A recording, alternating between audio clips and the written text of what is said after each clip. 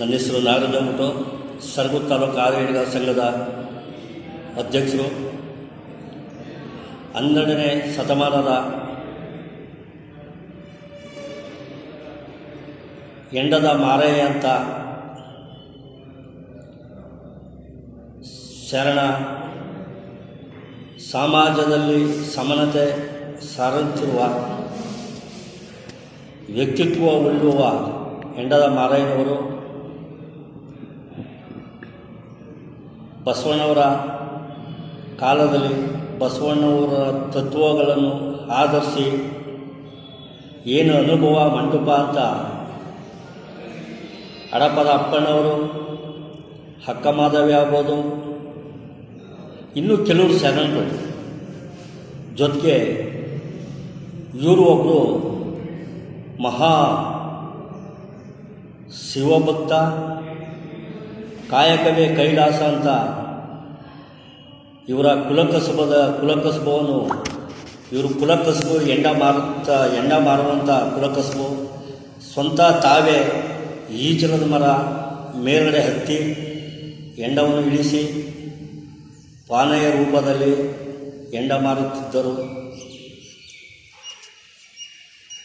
ಇವರು ಶರಣರಾಗಿ ಬಸವಣ್ಣರ ಜೊತೆಗೂಡಿ ಸಮಾಜ ನಿರ್ಮಾಣ ಮಾಡಬೇಕೆಂದು ಹೊರಟಂಥ ಮಹಾ ಶರಣಭಕ್ತ. ಇಂಥವರು ಸಮಾಜಮುಖಿಗೆ ಪರಿಚಯ ಆಗಿಲ್ಲ, ಇನ್ನೂ ಜಾಸ್ತಿ. ಸರ್ಕಾರ ಈ ನಿಟ್ಟಿನಲ್ಲಿ ಪಾಠ್ಯಪುಸ್ತಕಗಳಲ್ಲಿ ಏನು ಎಂಡದ ಮಾರಾಯ ಅಂತ 12ನೇ ಶತಮಾನದಲ್ಲಿ ಶರಣರಾಗಿ ಇವರು ಸಮಾಜ ನಿರ್ಮಾಣ ಮಾಡಬೇಕು ಅಂತ ಬಸವಣ್ಣವರ ಜೊತೆಗೂಡಿ ಬಿಜ್ಜಳನ ರಾಜ್ಯದಲ್ಲಿ ಮಂತ್ರಿಯಾಗಿ ಸೇವೆ ಸಲ್ಲಿಸುತ್ತಿದ್ದ ಎಂಡದ ಮಾರಾಯವರ ಜೀವನ ಚರಿತ್ರ ಪಠ್ಯ ಪುಸ್ತಕಗಳಲ್ಲಿ ಬರಬೇಕು ಅಂತ ಸರ್ಕಾರದಲ್ಲಿ ನಾನು ಮನವಿ ಮಾಡ್ತಾವನಿ. ಇದ್ರ ಜೊತೆಗೆ ಏನು ಈಡಿಗ ಕುಲ ಕಸುಬು ಅಧ್ಯಯನ ನಡೀತಾ ಇದೆ. ಇವ್ರುಗಳು ಬೀದರ್ ಜಿಲ್ಲೆಯ ಬಾಗವಾಡಿ ಏನು ಅನುಭವ ಮಂಟಪವನ್ನು ಸರ್ಕಾರ ಈಗ ನಿರ್ಮಿಸ್ತೈತೆ. ಅಲ್ಲಿಂದ ಬಾಲ ಬೆಟ್ಟ ಗುಂದ ಗ್ರಾಮ ಅಂದ್ಬಿಟ್ಟು ಏನೈತೆ ಅಲ್ಲಿ ಇವ್ರದ್ದು ಗವಿ ಸಿಕ್ಕೈತೆ. ಇವರು ವಾಸ ಮಾಡ್ತಿದ್ದಂಥ ಜಾಗ, ಇವರು ತಪಸ್ಸು ಮಾಡ್ತಂಥ ಜಾಗ.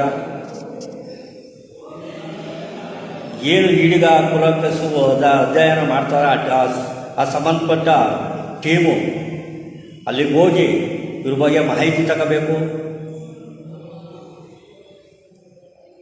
ಇವರು ಚರಿತ್ರೆ ಏನು, ಇವರು ಹುಟ್ಟುದೆಲ್ಲಿ, ಇವ್ರ ಕಸುಬೇನು, ಇವರು 12ನೇ ಶತಮಾನದಲ್ಲಿ ಬಸವಣ್ಣನ ಜೊತೆಗೂಡಿ ಏನು ಸಮಾಜ ಸೇವೆ ಮಾಡ್ತಿದ್ದರು, ಇದೆಲ್ಲ ವರದಿ ತಗೊಂಡು ಆ ವರದಿ ಆಧಾರದ ಮೇಲೆ ಸಮಾಜ ಒಂದು ಏಳಿಗೆಗಾಗಿ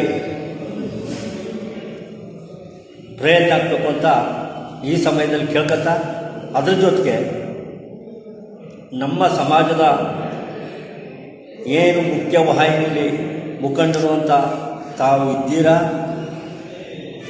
ಬೇಗೆ ಹರಿಪ್ರಸಾದ್ ಅವರಾಗಿರ್ಬೋದು, ಮಧು ಬಂಗಾರಪ್ಪ ಅವರಾಗಿರ್ಬೋದು, ಕೋಟೆ ಶ್ರೀನಿವಾಸ ಪೂಜಾರಿ ಅವರಾಗಿರ್ಬೋದು, ಬೇಳೂರು ಗೋಪಾಲಕೃಷ್ಣ ಅವರಾಗಿರ್ಬೋದು, ನೀವೆಲ್ಲ ಪಕ್ಷಿತ್ವವಾಗಿ